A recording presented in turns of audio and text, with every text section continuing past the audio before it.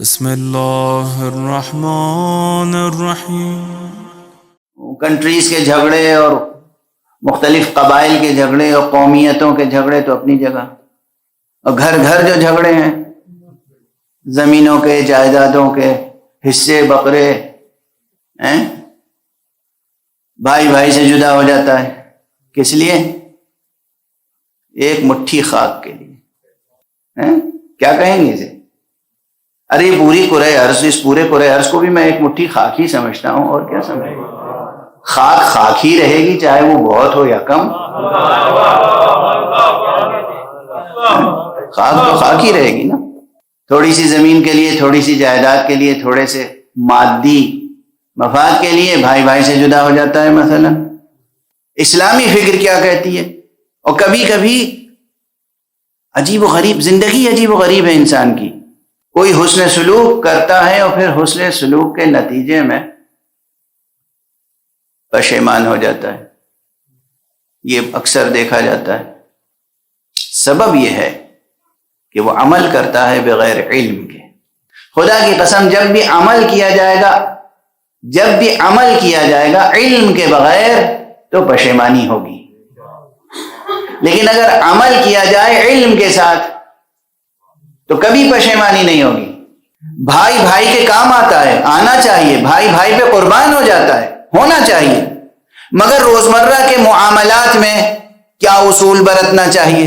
دیکھیے، قربان ہو جانے کے مرحلے کچھ اور ہوتے ہیں، قربان ہو جانے کے مسائل و مرحلے، وہ سطح الگ ہوتی ہے، لیکن روزمرہ کے مسائل کیسے حل کیے جائیں؟ حضرت امام زین العابدین علیہ السلام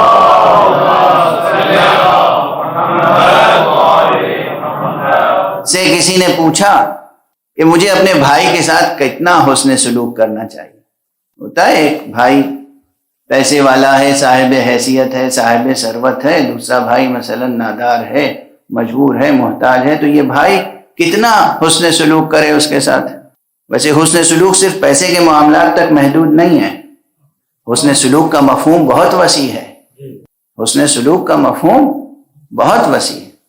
بہرحال تو اس مادی دنیا میں مادی ہی مثال دے دی جائے اور بات آگے بڑھا دی جائے۔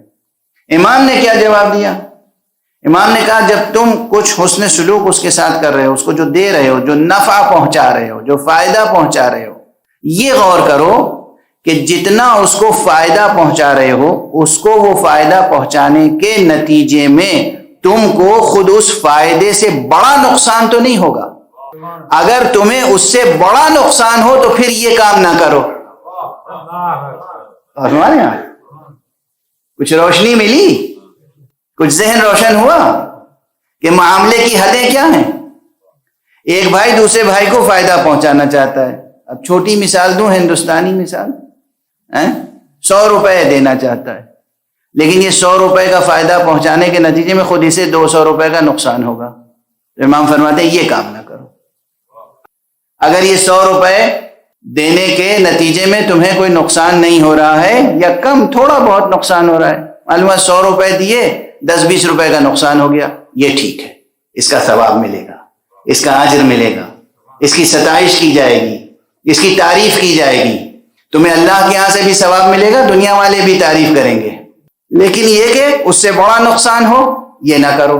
تو بہرحال یہ مثال تھی جو میں نے دے دی، ہو سکتا ہے بہت سے لوگوں کے گھروں میں اس ایک مثال سے ہی بہت سی روشنی پہنچ جائے اور سمجھ میں آ جائے کہ جینے کا سلیقہ کیا ہے۔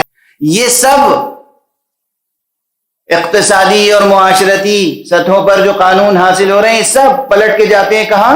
لا ضرر ولا ضرار فی الاسلام۔